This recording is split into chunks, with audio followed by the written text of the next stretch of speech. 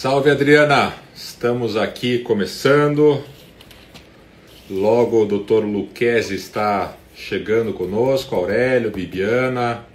Salve, Aurélio Peluso! Aurélio, pode sair, que eu não vou saber que você saiu. Fique tranquilo. Vamos dar as boas-vindas ao Guilherme Lucchesi. Grande Leocádio, nosso mestre das perícias criminais aqui no Paraná, nos prestigiando, Leocádio.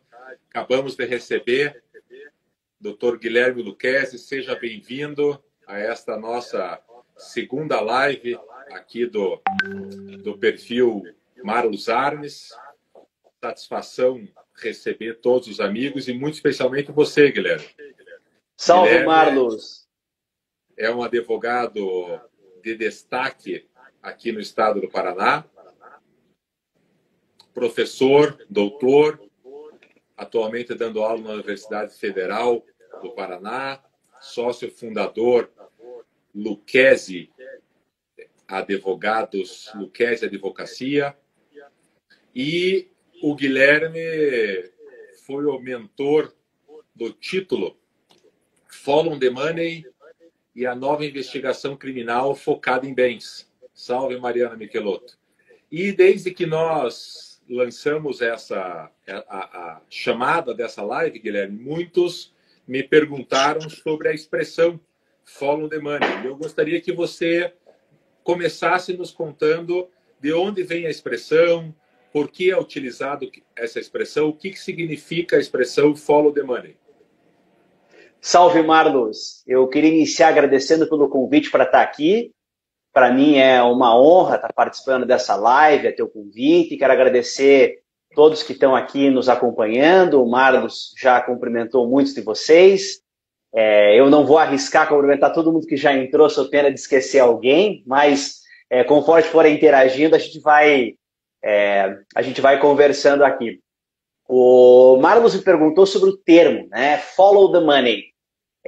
Follow the money é uma expressão que tem origem em inglês, significa siga o dinheiro, e essa expressão se popularizou na investigação que foi feita por dois jornalistas do The Washington Post, o Woodward e o Bernstein, que estavam investigando o escândalo de Watergate.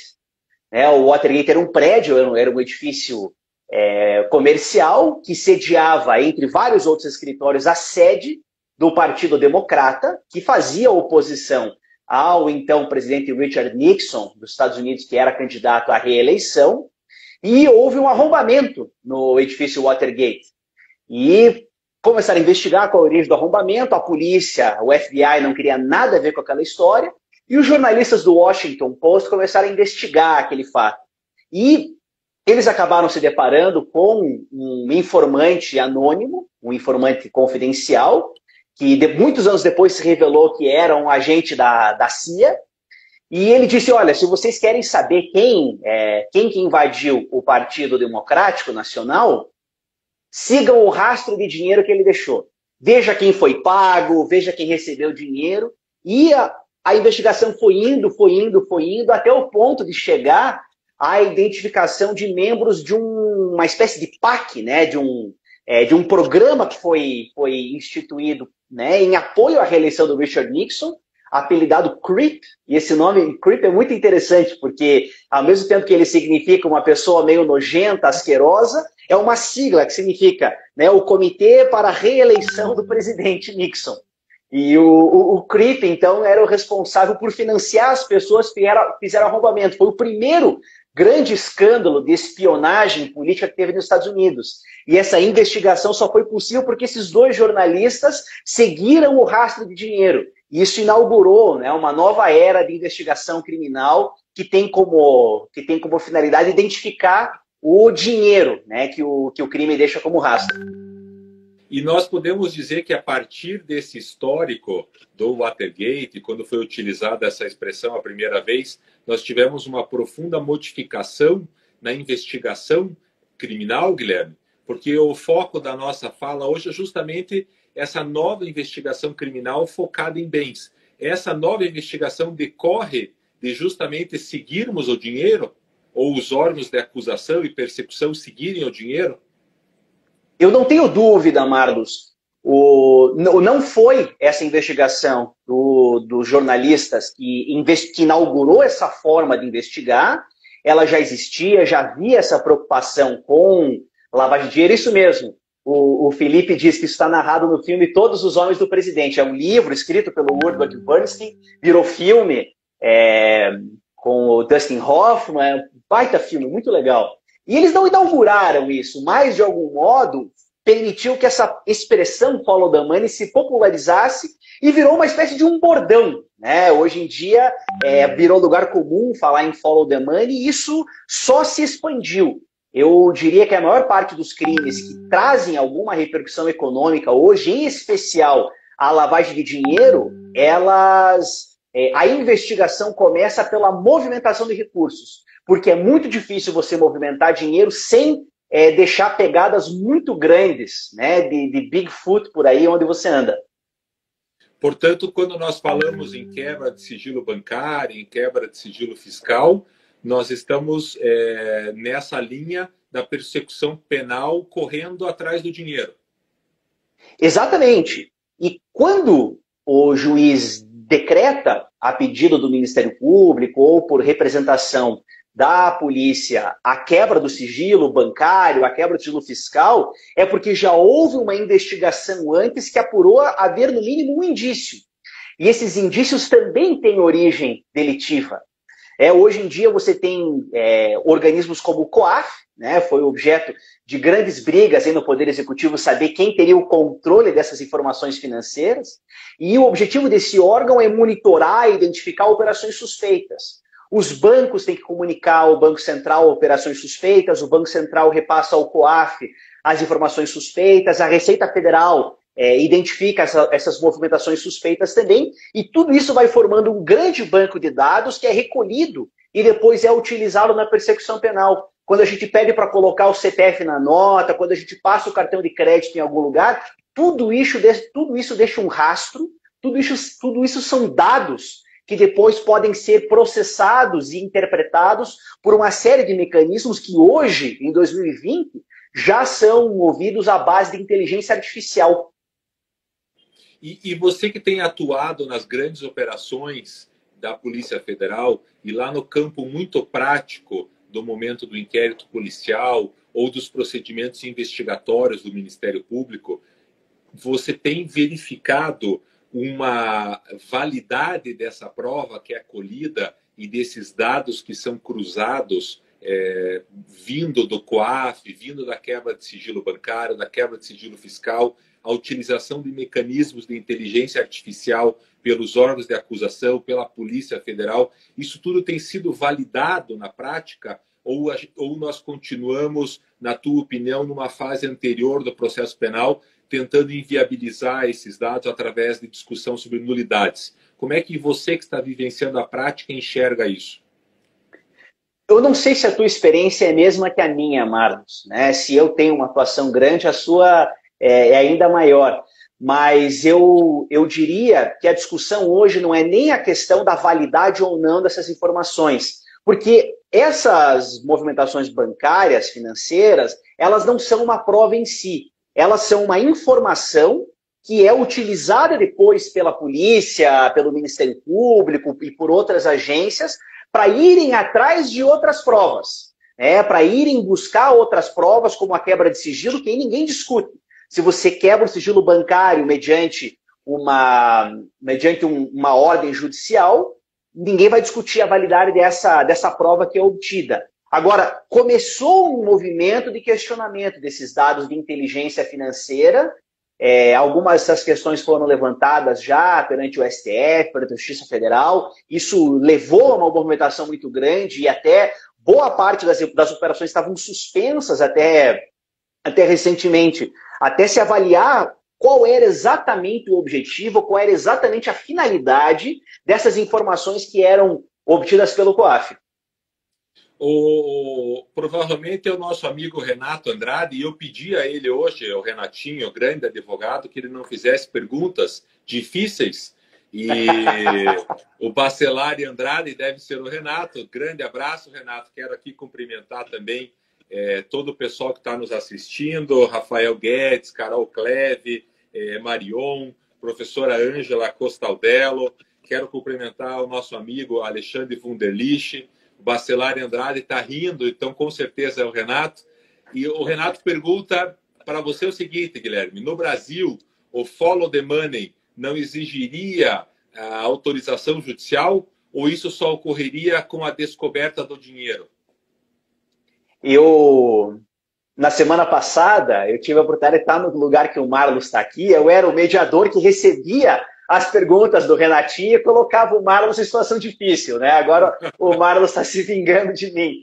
Mas Obrigado, eu diria, Renato, que para que isso seja validado como prova, né, para que isso possa vir a embasar uma decisão judicial, sim, absolutamente é necessário haver um decreto judicial de quebra de sigilo. Contudo, é preciso distinguir como essas informações têm sido utilizadas. Elas estão sendo utilizadas como inteligência. E aí elas não são o fundamento em si da condenação. Então esse é o argumento para dizer que não é necessária a quebra de sigilo. Porque como eles estão usando aquilo para chegar em outra informação, para daí fazer o pedido de quebra de sigilo, o judiciário tem validado. Então nós precisamos efetivamente começar a levantar argumentos sólidos contra essa lógica. Eu concordo 100% com você, Renato. E o Renato complementa falando em conluio, com reticências. O Alexandre Wunderlich fala no artigo 288 e mandando um abraço especial para você e para o Renato, nosso amigo Alexandre Wunderlich. Aliás, indico para quem estiver acompanhando as lives do Alexandre Wunderlich têm sido maravilhosas, com um grande aprendizado para todos nós. Não posso deixar de cumprimentar também o Rogério Botelho, amigo lá em Foz do Iguaçu, filho do saudoso doutor Botelho, que foi secretário de Segurança, oriundo do Ministério Público. E o Augusto Piarkowski pergunta, Guilherme, o quanto estaríamos transformando as investigações de lavagem de dinheiro como método de obtenção de prova do crime antecedente? E eu acho que nós podemos aproveitar essa pergunta do Augusto para justamente tratar, Guilherme, da criminalização da lavagem de dinheiro, que é um ponto muito importante decorrente justamente do follow the money. Antes de responder ao Augusto, eu quero agradecer o Wunderlich por nos enquadrar no 288 do Código Penal. Porque se ele nos enquadrasse na 2.850 de 2013, seria muito, muito, muito pior. Então, tô feliz, né? Mas respondendo aqui o meu querido amigo Augusto, o crime de lavagem de dinheiro, ele nasce, né, com a intenção de evitar que o crime compense. A ideia é que os crimes são cometidos com o objetivo de alcançar um ganho econômico. Principalmente a preocupação lá era com financiamento de terrorismo e tráfico de drogas. Eram os grandes inimigos da década de 70. E essas condutas foram criminalizadas porque a tentativa de você dar uma aparência de licitude a esses bens, direitos ou valores que tinham como origem alguma infração penal precisaria ser combatida. A ideia de que o crime não compensa ou que pelo menos ele não deveria compensar. E existe uma legitimidade na punição do crime da lavagem de dinheiro. Se a gente for compreender que aquela pessoa que está lavando dinheiro está objetivando, acima de tudo, encobertar o crime antecedente, o crime anterior que foi praticado. Só explicando a lógica aqui para todo mundo nos acompanhar. Você só pode ter uma lavagem de dinheiro se antes tiver havido um crime anterior. Você tem um crime anterior, esse crime anterior gera uma vantagem indevida e essa vantagem indevida vai ser objeto de um processo que vai tentar dar uma aparência de licitude para esses recursos.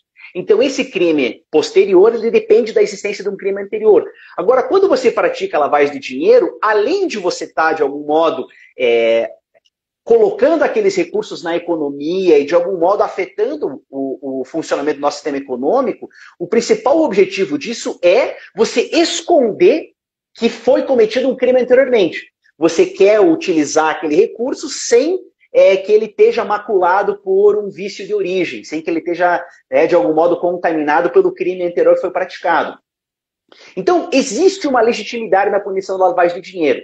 Qual que é o problema? Pelo menos no Brasil, a nossa legislação ela tem uma redação tão vaga, ela tem uma redação tão ampla, que muitas condutas de sujeitos que lidam com dinheiros, com recursos, com dinheiro que possam vir a ter uma origem maculada, uma origem contaminada, mesmo que elas não configurem esse processo de lavagem de dinheiro, elas são enquadradas como lavagem de dinheiro. Eu abordei esse assunto recentemente num artigo que foi publicado agora em março de 2020 na revista de Direito Penal Econômico e Compliance, organizada pelos professores Luciano Anderson de Souza e Marina Coelho Araújo. E o que eu abordo lá? É preciso a gente resgatar uma racionalidade na imputação do crime da lavagem de dinheiro. Por quê? Porque o crime de lavagem de dinheiro, como ele contém esse componente econômico, existe toda uma metodologia de investigação de follow the money que está implícita e está, de algum modo, permitida quando você acusa alguém de lavagem. Então, qual que virou uma grande sacada por parte das autoridades? Primeiro, se a pena do sujeito vai ficar muito pequena, vamos jogar o crime da lavagem junto para a gente aumentar a pena que vai resultar no final. Essa é uma preocupação. A outra preocupação é essa que o Augusto coloca, quer dizer, vamos dizer que ele cometeu lavagem de dinheiro, porque aí a gente consegue investigar todo o histórico financeiro desse sujeito, a gente consegue alcançar todas as empresas daquele sujeito, a gente consegue alcançar todas as pessoas com quem aquele sujeito se relaciona, familiares, começa a ver cruzamento de dados para saber de onde o recurso foi, e aí teve um crime antecedente. Então eles estão colocando aqui, com o perdão do Brocardo, estão colocando a carroça na frente dos bois. Em vez de investigar o crime antecedente e aí combater a lavagem de dinheiro, eles primeiro identificam, ou em alguns casos, perdão da palavra, pode ser até vir a lavagem de dinheiro, porque aí você consegue provas para ir atrás do crime antecedente. Então, esse método é muito curioso. E esse assunto da lavagem de dinheiro é um assunto tão atual e está gerando uma série de perguntas aqui na live, no momento em que nós temos um combo, como você está colocando, nós temos um crime, normalmente de corrupção ativa ou corrupção passiva, o Ministério Público monta um combo com associação criminosa, com organização criminosa, com quadrilha e sempre com lavagem de dinheiro, justamente para permitir essa investigação. E o Massardo, grande Massardo, um abraço forte a você, ao doutor Sérgio Boto de Lacerda, justo nessa linha pergunta, Guilherme, se nós podemos configurar a lavagem de dinheiro sem configurar simultaneamente o crime antecedente, que é uma discussão que nós temos tido. E também o Luiz Leal pergunta se você entende que a lavagem é um crime permanente ou é um crime instantâneo. Tá bem. Duas perguntas muito interessantes. A primeira, respondendo à pergunta do Dr. Massardo, é de que a lei, ela diz, a lei de lavagem de dinheiro, a lei 9.613 de 98, diz que o processamento do crime da lavagem de dinheiro não depende de uma condenação anterior por crime antecedente. Vale dizer, se você não conseguir caracterizar 100% a acusação pelo crime antecedente, ou se houver a extinção da punibilidade, se por algum motivo você não conseguir punir o crime antecedente, ainda assim a punição da lavagem de dinheiro é independente. Então esse foi um argumento que se criou para resolver alguns problemas de ordem prática e que, em parte, eu até concordo com algum desses argumentos.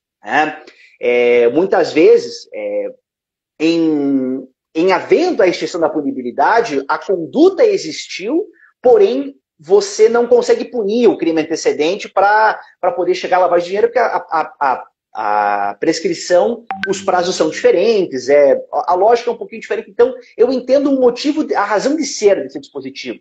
Contudo, ele tem gerado uma grande inversão de valores, porque, de algum modo, você escanteia a discussão quanto ao crime antecedente e vai discutir principalmente a questão da lavagem. Então, você fica completamente alheio, você parte já de uma presunção de que houve um crime antecedente, que houve, por exemplo, o Marlos falou de um crime de corrupção.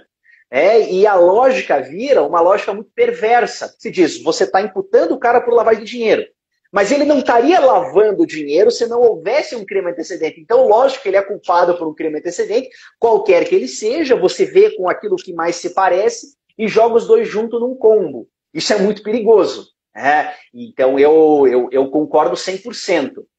Com relação ao combo, né, que o Marlos colocou, é só ver que as penas, né, da lavagem de dinheiro são penas altas, de 3 a 10 anos, da organização criminosa é uma pena de 3 a 8, então você já está partindo de um incremento que começa em 6 e pode chegar até 18 anos. Então é um incremento de punição muito grande. A pena da corrupção, por outro lado, é de 2 a 12, ela parte de um limite muito baixo.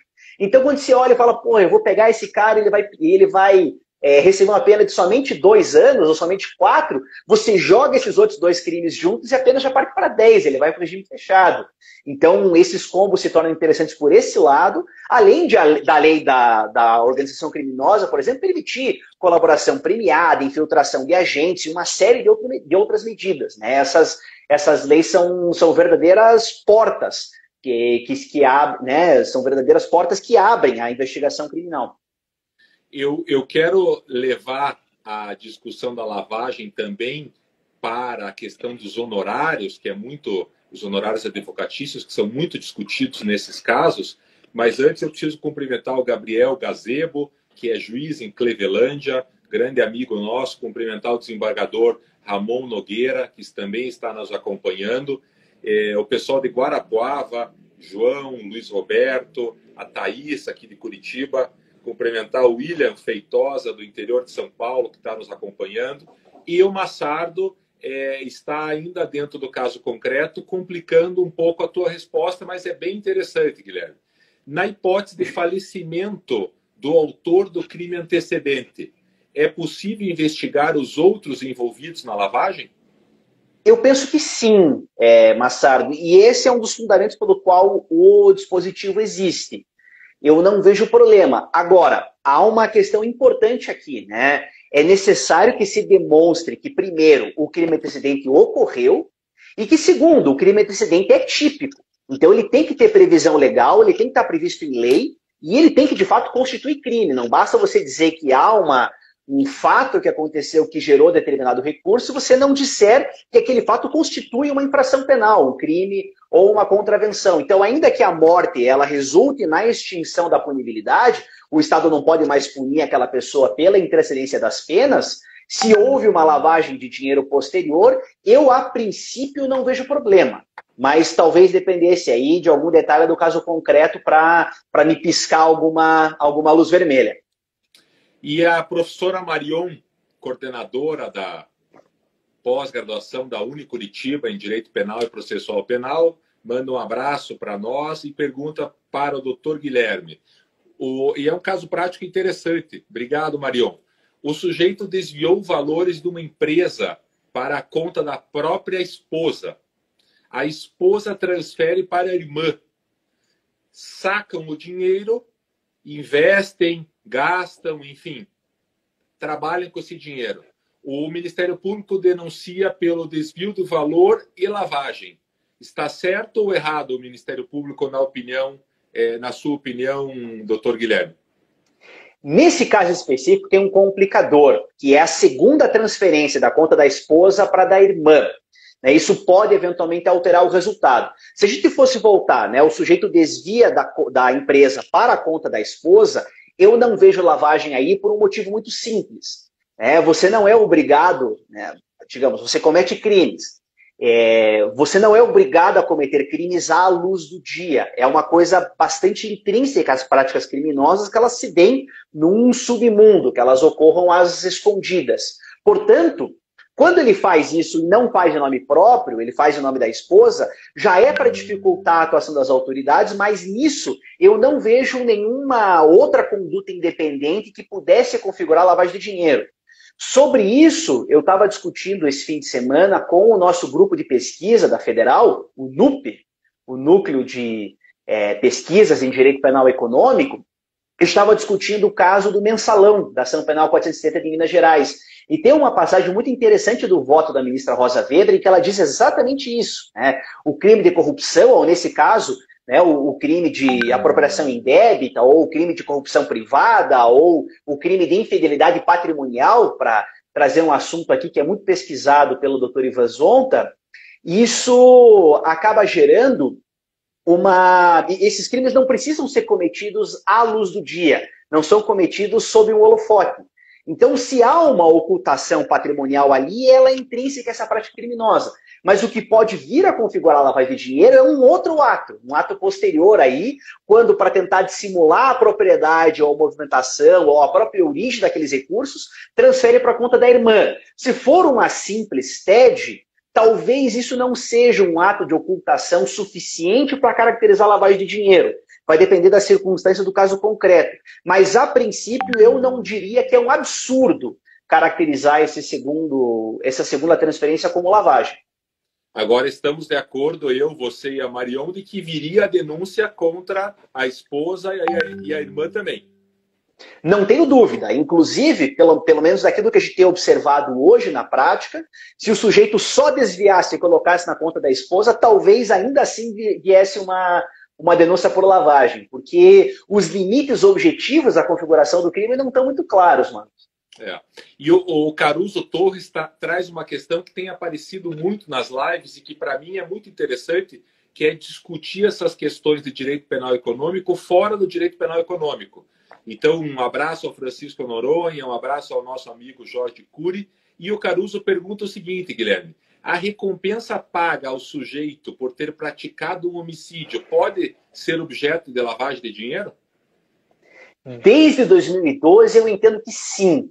Antigamente, pela redação originária de 98, a gente tinha uma lista fechada, um rol taxativo de quais poderiam ser os crimes antecedentes. Mas, desde a Lei 12.683, 2012, essa situação mudou e hoje qualquer infração penal poderá ser objeto posterior de lavagem de dinheiro, inclusive contravenção penal. O objetivo dessa reforma foi para poder alcançar os atos de jogo de azar, jogo do bicho, etc., mas acabou alcançando inclusive essa situação de homicídio cometido mediante paga.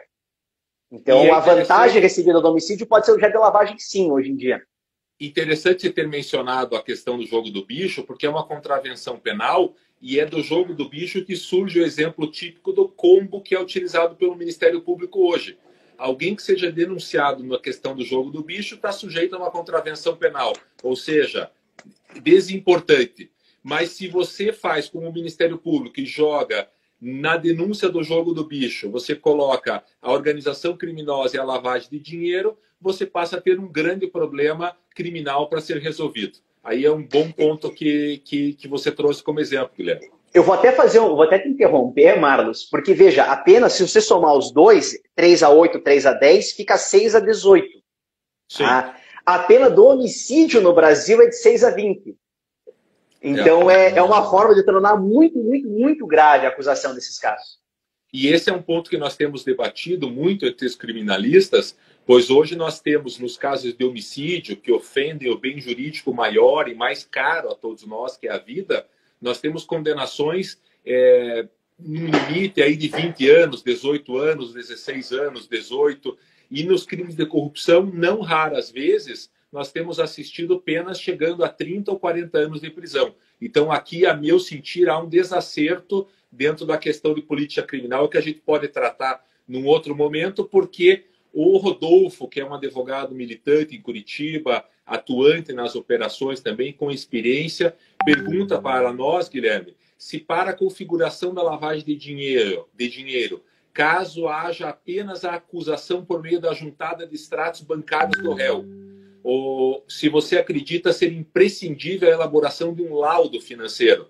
Rodolfo entra aqui um pouco na questão da prova. Eu acho que essa prova, inclusive, a gente pode avançar na questão da prova pericial ou na contraprova da defesa. Está nos assistindo o professor Gustavo Alberini, que trata muito da questão e vai estar conosco numa próxima live tratando de investigação defensiva. Eu acho que nós podemos entrar nessa pergunta do Rodolfo e tratar um pouco dessa questão da prova.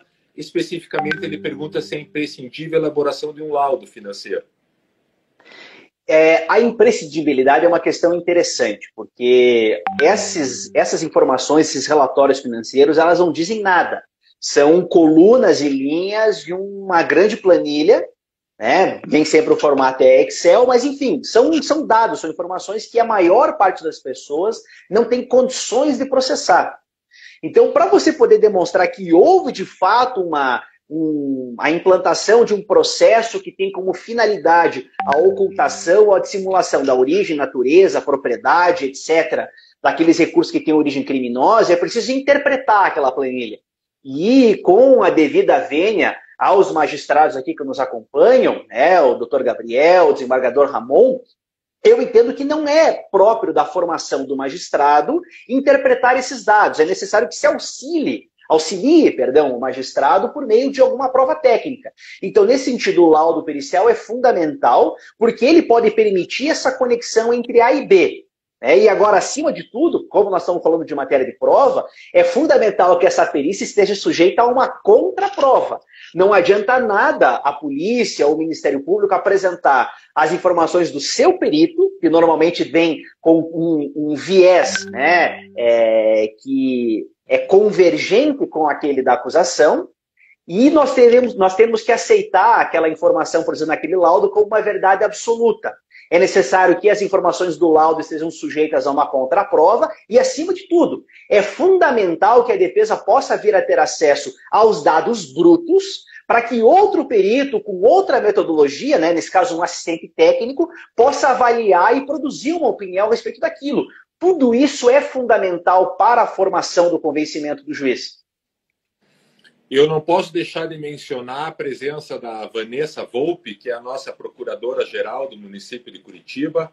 Cumprimentar a Vanessa, o prefeito Rafael Greca, no nome dela, pelo trabalho que eles têm feito aí nesse momento grave da pandemia. Obrigado pela tua presença, Vanessa. Mandar um abraço para o Caio Mateus, também advogado, militante de todos os dias que nós encontramos aí no tribunal.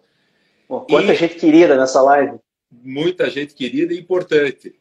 O professor Rafa faz uma pergunta que a gente tem debatido sempre e é uma pergunta bem interessante.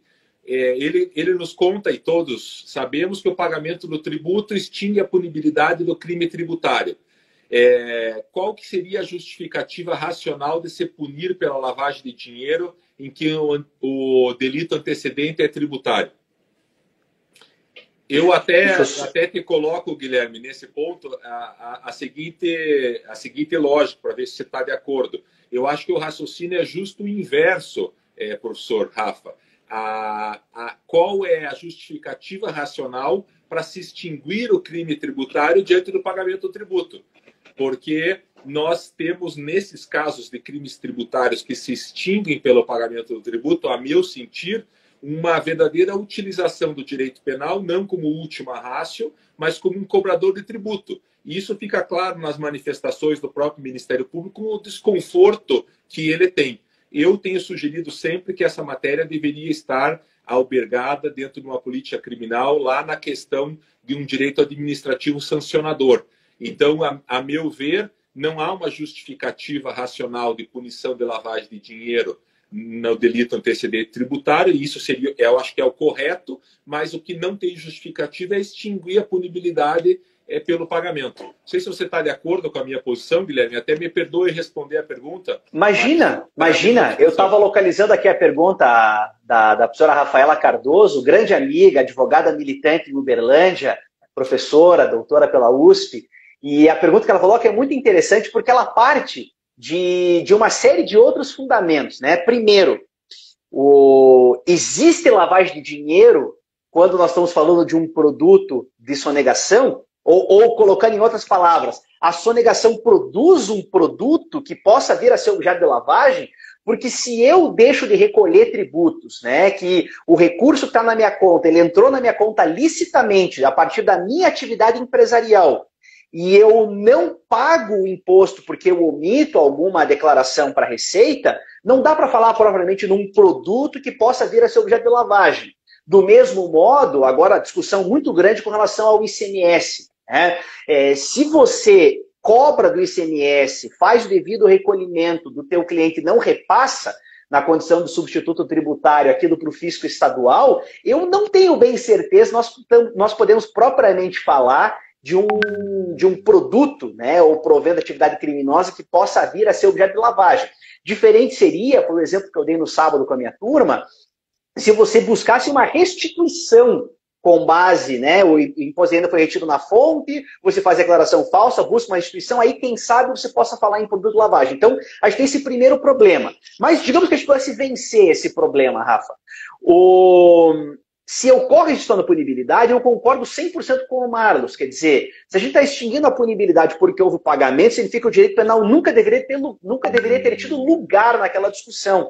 E, portanto, não há um conteúdo material injusto que possa vir a informar o dever do Estado de tutelar a persecução penal pela criminalização da lavagem. Né? É uma questão de premissa. Então, quando eu falei antes em extinção da punibilidade, eu dizia aquela extinção por prescrição, por morte do agente, como foi colocado aqui antes. Agora, essa causa, eu não tinha parado para pensar nela, porque eu normalmente, eu já paro dessa premissa dos crimes tributários, mas existem casos em que poderá haver lavagem de fato, você tem razão. E aí eu tenderia a concordar 100% com o Marlos. Né? Ele respondeu, eu estou falando aqui só porque eu queria complementar a resposta dele, mas eu concordo 100%. Um abraço, professora Rafaela. Eu vou sair da lavagem agora, passar para uma pergunta do Ivan Zonta, que trabalha com o Guilherme, não sem antes mencionar a presença da Maria Ângela Borsoi, uma grande amiga de São Paulo, ela que foi secretária pessoal de Dom Paulo Evaristo Arnes, ainda antes de Dom Paulo ser nomeado cardeal em São Paulo, e hoje é a organizadora de todo o arquivo de São Paulo, e ela me mandou aqui, Maria Ângela, fica na minha mesa, a Declaração Universal dos Direitos Humanos, que era utilizada por Dom Paulo, era um livrinho dele, ela me mandou com muito carinho, receba o meu abraço, e dizer a você, Guilherme, que a doutora Marion fez a pergunta, você respondeu, e ela complementou dizendo que o Ministério Público denunciou o autor, como nós dissemos, denunciou a esposa e a irmã, como os três concordaram, ela recorreu e vai juntar a nossa live no recurso. E depois ela nos conta o resultado. E paga um chopp se ganhar, né? Que é o mais importante. Como é que é? E paga um chopp se ganhar, que é o mais importante. Eu não ia nem falar do chopp, eu ia realmente querer dividir os honorários, porque a doutora Marion é uma advogada muito bem remunerada, muito bem conceituada em Curitiba, no Paraná e no Brasil, e eu acho que daí nós podemos dividir em 3 esses honorários. Muito bem. Marion, obrigado. E aí o Ivan, e aí nós começamos a sair da questão da lavagem, e o Ivan pergunta que a problemática prática de medidas assecuratórias no novo panorama do Follow the Money. Quais são os problemas que nós enfrentamos nesse ponto? E eu vou chegar ainda na questão dos honorários. Nós já estamos com 38 minutos de live, já estamos na parte final, mas eu ainda quero chegar na questão da lavagem que muito nos interessa, na lavagem da questão dos honorários. Nosso amigo William Feitosa diria que estamos entrando no terceiro terço aqui da nossa live. Mas essa questão que o Dr. Ivan coloca é muito importante.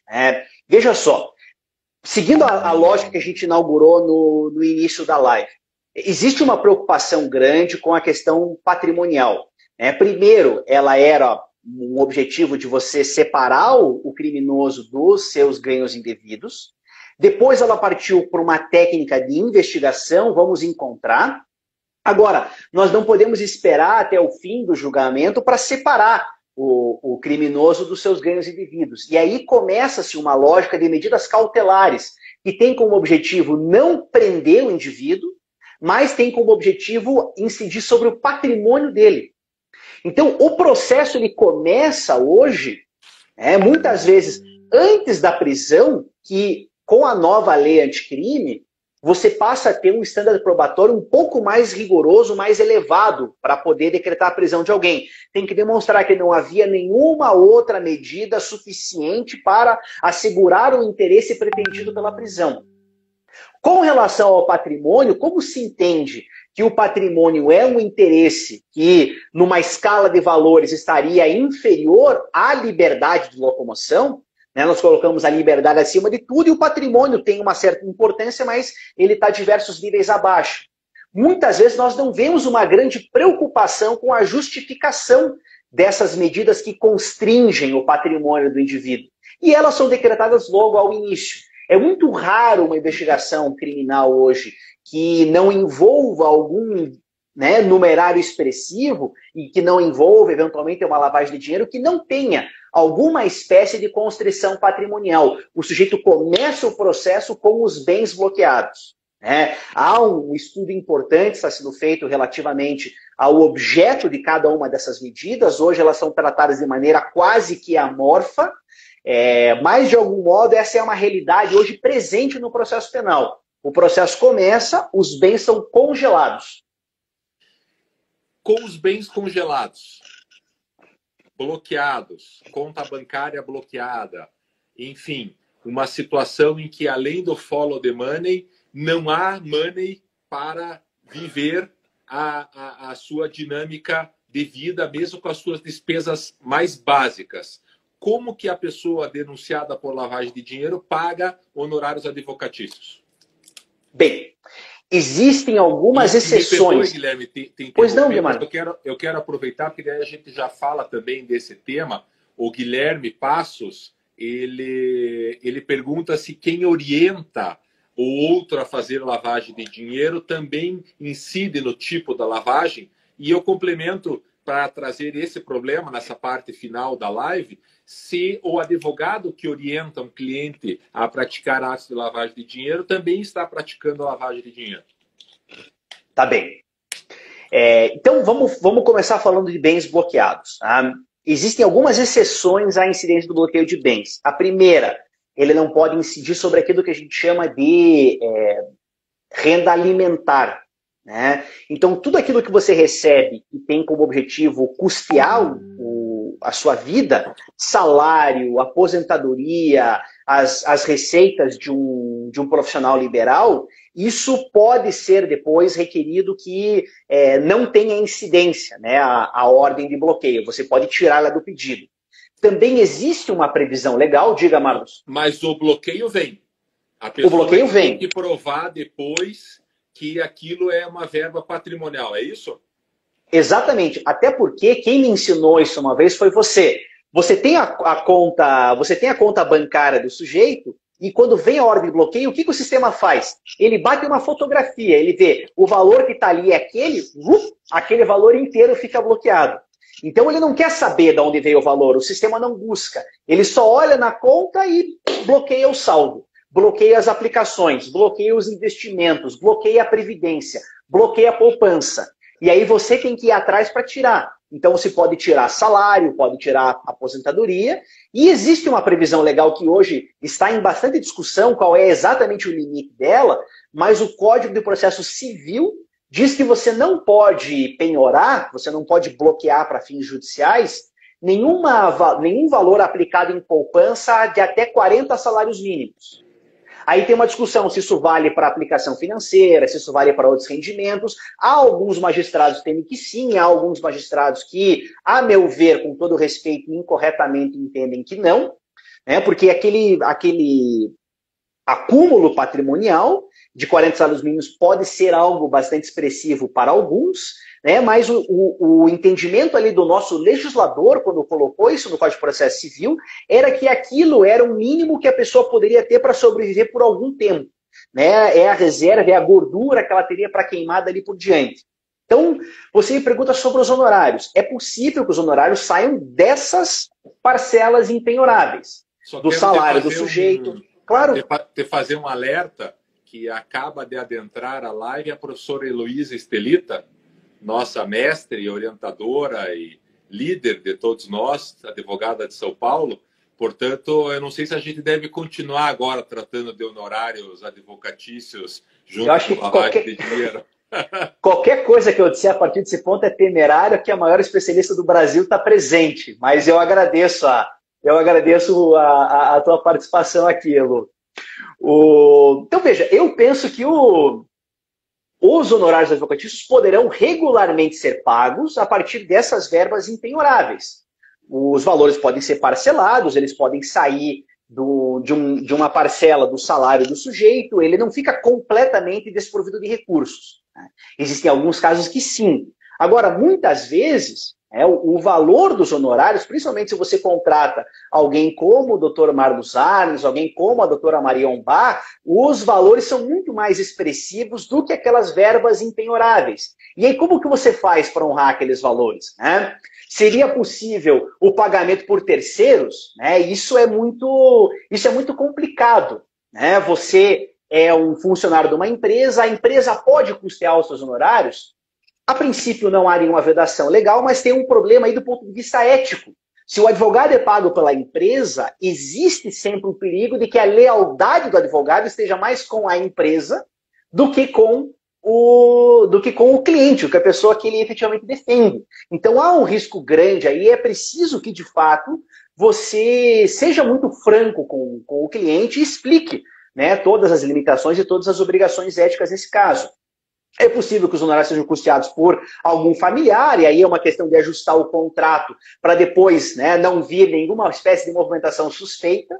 Se o contrato é de prestação de serviço com fulano, mas o pagamento é feito por ciclano, o contrato deve ser celebrado com ciclano em favor de fulano, com a anuência de fulano, e aí a nota fiscal deve ser emitida contra quem efetivamente é a fonte do pagamento.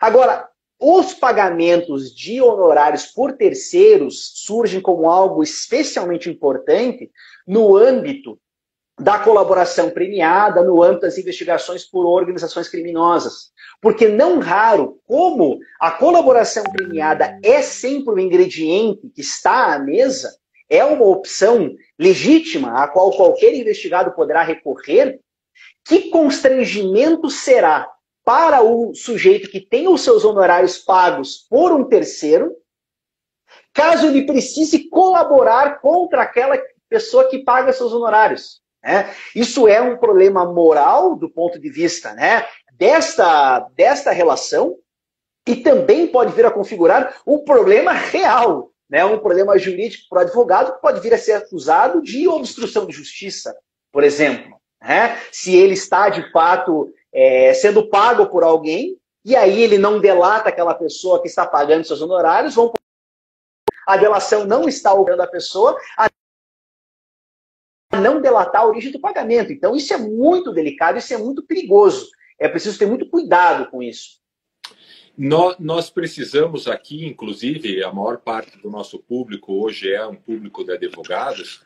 A primeira questão muito importante é sempre nós termos claro, defendermos isso, de que a figura do advogado não se confunde com a figura do seu cliente. Então, nas grandes operações e no tema que nós estamos tratando hoje, do follow the money, nós estamos tratando de direito penal econômico. Portanto, nós estamos tratando sempre de valores expressivos e de operações grandes em que boa parte da população entende que os advogados são corruptos na condição como se fossem o seu cliente. E aqui é preciso sempre deixar muito claro, nenhum advogado e está defendendo a prática de crime. O advogado está defendendo que seja aplicado o direito, a lei. Para você ter, mesmo que uma condenação, você precisa ter um advogado e precisa ser aplicada a lei de forma absolutamente séria e correta para que o processo tenha o seu contraditório e a ampla defesa. E nesse ponto, Guilherme, você trouxe um ponto muito interessante, que são os honorários pagos pela empresa. Quer dizer, nós muitas vezes atendemos um executivo e os honorários desse executivo são pagos pela empresa. E nem sempre os interesses desse executivo e dessa empresa são convergentes. Como você bem colocou, não há ilegalidade no pagamento dessa empresa, mas é importante que no contrato de honorários fique claro essa distinção, fique claro para o cliente, para a empresa, que o advogado está prestando serviço para o executivo, e inclusive existem, para aqueles que têm interesse, depois nós podemos disponibilizar, pareceres de escritórios norte-americanos fundamentando essa possibilidade. Mas é uma discussão muito relevante se pode ou se não pode pagar, e no meu entendimento, pode pagar. E aí eu puxo a questão que foi trazida pelo Guilherme. E se o advogado orientar o seu cliente a praticar lavagem de dinheiro, ele responde pela lavagem de dinheiro também? E se o advogado, fora da sua condição de advogado, lava os honorários que ele recebe? Vamos lá. A relação entre a advocacia e a lavagem de dinheiro, ela apresenta múltiplas facetas. Elas foram abordadas pelo professor Luiz Estelita, né, na sua disciplina na FGV. Isso já foi objeto há muito tempo de um estudo muito aprofundado do professor Rodrigo Sanches Rios, Advocacia e Lavagem de Dinheiro. E são muitas as perspectivas aqui que poderão ser analisadas. Em primeiro lugar, é preciso deixar claro, advogado é advogado, profissional de lavagem é profissional de lavagem. Então, se um profissional de lavagem tem inscrição na OAB, isso não torna ele um advogado. Né? Dito isso, se o advogado diz para o seu cliente, olha, pega esse dinheiro, coloque nas Ilhas Caimã, inicie o processo de lavagem, ele está instigando a lavagem de dinheiro, ele poderá ser um partícipe da conduta da lavagem, isso quando não for demonstrado que ele tinha domínio conjunto do fato. Ele poderá ser coautor dessa lavagem também, enquanto isso não vejo problema algum. Essa atuação consultiva, né, do advogado, que na verdade a consultoria dele é em como cometer crimes, como praticar lavagem, isso não é prática de advocacia, isso é crime, ponto. Tá? Acho que não cabe a gente tergiversar sobre isso. A grande questão é, né, honorários maculados. Se o sujeito está sendo acusado da prática de um crime, e mais, está sendo acusado de receber montantes expressivos como produto desse crime, e ele, em paralelo, paga o seu advogado. Nós temos uma série de problemas. Primeiro, a presunção de inocência. Não houve uma demonstração cabal ainda no processo de que aqueles, né, recursos têm, de fato, origem ilícita. Então, com relação a isso, não dá para dizer propriamente que esses honorários são maculados. Contudo, é possível que já tenha havido a incidência de alguma medida securatória sobre aqueles bens. Se eles estão disponíveis, não cabe ao advogado receber aqueles bens. Mas antes de uma eventual constrição, nós temos um outro problema. A não ser que eu esteja lidando com uma outra categoria de crimes, nós estamos falando de direito penal econômico, a pessoa, quando ela pratica crimes, ela também tem ao lado alguma atividade ilícita. E aos seus rendimentos lícitos vão se somar os seus rendimentos ilícitos e tudo aquilo é misturado dentro de uma conta. Você não vai ter uma rubrica na tua conta bancária para dizer isso é produto de crime e isso não é. E você não pode presumir que tudo que está na parte de cima vem de crime e que tudo que está na parte de baixo é ilícito. Ou seja, você primeiro gasta o ilícito para depois gastar o lícito. Não dá para fazer. O máximo que você poderia dizer é que a cota à parte, se você conseguir demonstrar, tem um produto de origem criminosa, a cota à parte não é. Mas essa é um exercício muito difícil de se fazer. Tá?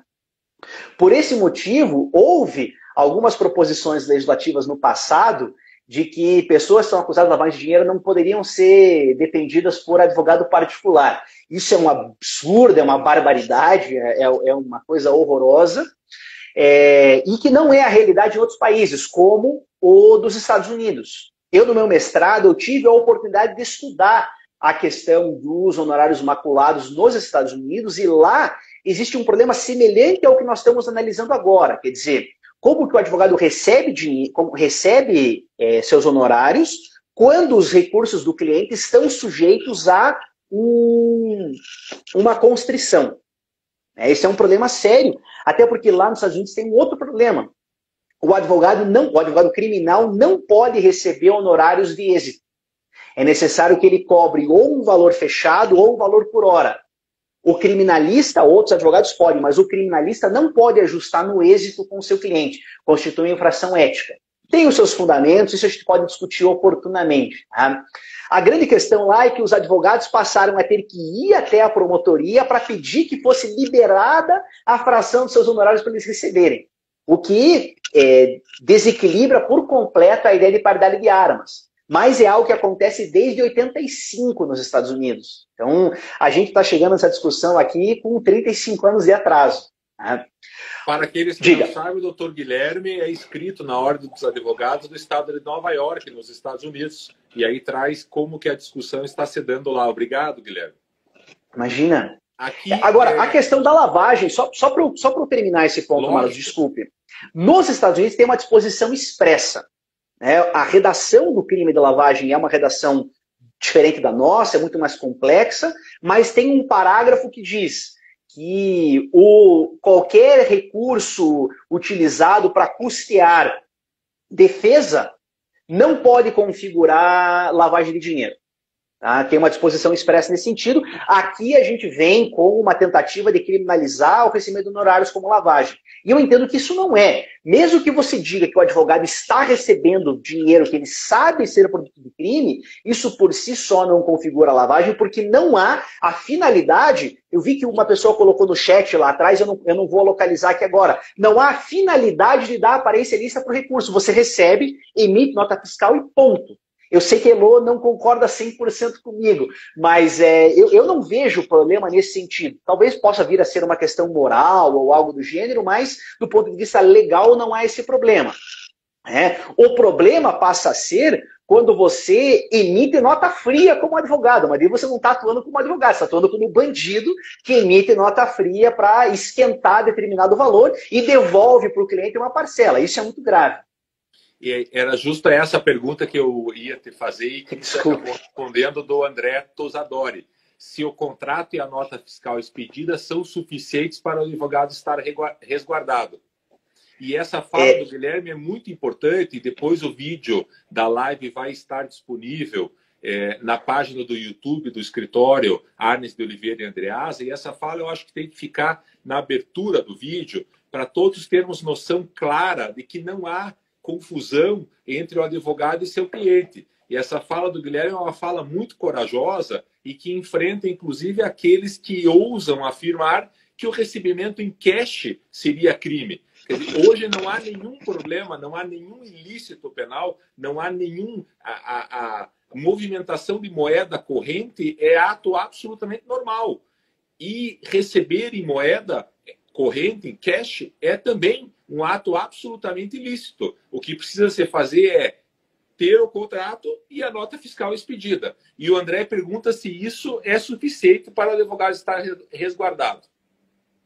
Então, em primeiro lugar, o advogado não se confunde com o seu cliente, a gente não pode esquecer isso independentemente de quem seja o cliente. A gente é muito rápido em dizer isso quando a gente fala de operações de lavagem de dinheiro, mas advogado que defende violador de prerrogativas não se confunde com o seu violador de prerrogativas. Eu acho que isso é uma coisa importante para a gente dizer aqui. O momento é oportuno para isso. Dito isso, respondendo a pergunta do André com muita sinceridade, fosse eu diria, isso é suficiente para caracterizar que há uma relação profissional entre advogado e cliente, e, portanto, não há finalidade de lavagem. Mas quando você me pergunta se isso é suficiente para te resguardar enquanto advogado, aí eu já não tenho tanta certeza para responder, porque há, de fato, uma tentativa de criminalização da profissão da advocacia. Existem denúncias que foram oferecidas contra advogados que prestaram serviço, emitiram nota, têm contrato, e ainda assim foram acusados de estarem lavando dinheiro porque receberam dinheiro de suposta origem ilícita. E nesse ponto eu não consigo ver por que o advogado deve ser tratado diferentemente de qualquer outro profissional, pelo simples fato de, quem sabe, ele conhecer a imputação. Mas resguardar, eu acho que é uma palavra forte. Eu diria que isso deveria ser suficiente. Mas hoje todos nós estamos sob o risco. Então, podendo evitar o recebimento em dinheiro, por causa dessa interpretação que o Marlos muito bem denunciou, é melhor que seja por TED, que seja por declaração, que a fonte seja a mesma da pessoa que assinou o contrato. Isso é o ideal. Em não podendo se trabalhar em condições normais de temperatura e pressão, aí nós teremos que eventualmente nos defender.